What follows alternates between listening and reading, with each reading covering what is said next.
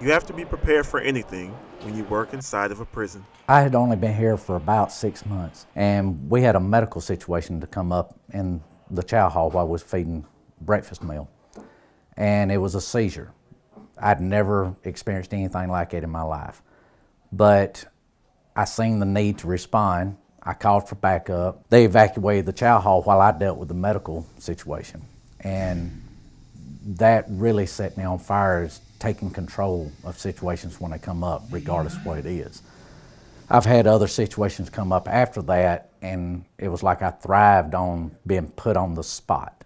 And that's pushed me in my career to always be ready for the unexpected. Since that event, Smith said he's looked for opportunities to serve in a leadership role, and now he works as Chief of Security at Whitworth's Women's Facility.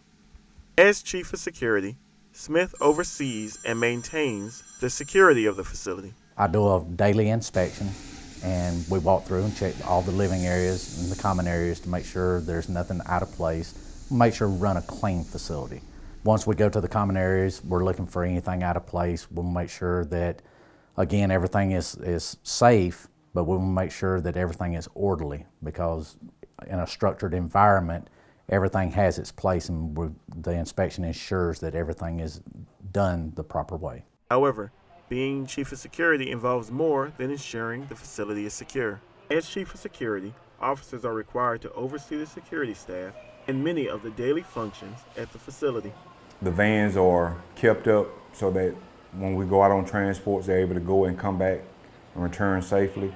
Daily inspections of the living units, making sure that the sanitation and discipline is kept up to standards. I also serve as a duty officer. My job is to go in and visit all the lockdown units, making sure that our segregation unit is maintained as well with the seg sheets, making sure that they are up to standards. Additionally, the job requires officers to balance the needs of the facility with the needs of the offenders and the security staff. I think about what it is to be an officer. I know that they have family problems. I want to support them in whatever they have going on at home. At the same time, I want to think about the inmates, because they have problems at home also. So when I'm dealing with either one of them, I try not to put myself in their position, but I want to understand what's going on with them.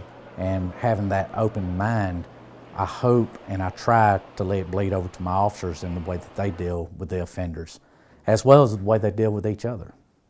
For Carter, the most important aspect of the job is ensuring that he motivates and mentors future security staff leaders. Whatever knowledge I have, whatever skill level I have, I try to put that down to my captains, lieutenants, sergeants, because that someday or one day they're going to want to move up, and I would like to be one of those that gives that information and that training so they can be better prepared to do the job as I was.